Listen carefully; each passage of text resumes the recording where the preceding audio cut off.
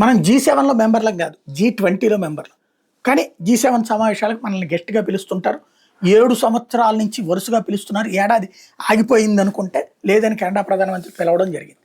అయితే వెళ్లే ముందు మోడీ సైప్రస్కి వెళ్ళి అక్కడ టర్కీకి ఒక జలక్కిచ్చి ఆ తర్వాత మరి వెళ్ళారు.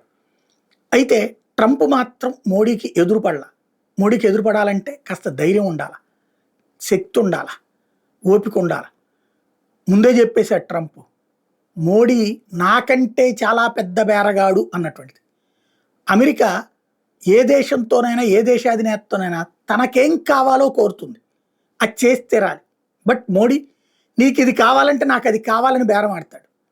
కాదని ఎలాంటి ఎత్తులు వేసినా దాన్ని ఎలా కంట్రోల్ చేయాలో మోడీకి తెలుసు. రఫెల్ లాంటి వాటి వద్దని చెప్తే ఎట్లా మోడీ కొనగలిగాడు, అట్లాగే పాకిస్తాన్తో యుద్ధం వద్దంటే మోడీ ఎట్లా చేయగలిగాడు. మోడీ సంగతి తెలుసు కాబట్టినే అమెరికా అధ్యక్షుడు ఈ మధ్యన డీప్ స్టేట్ వైపుకి వెళ్తుంది, అది మొహమాటం లేకుండా చెప్తాడు మోడీ. అలాంటి వాటికి ఎదుర్కోలేకనే ముందు వెళ్ళిపోయాడు అన్నది ఒక చర్చ నడుస్తుంది. రెండో పక్కన మోడీ టూర్ ఇంపాక్ట్ కూడా బలహీనపడింది. ఎందుకని? ట్రంప్ లేడు, రెండో రోజున మిగతా నాయకులు ఉన్నారు, వాళ్ళతో మాట్లాడారు.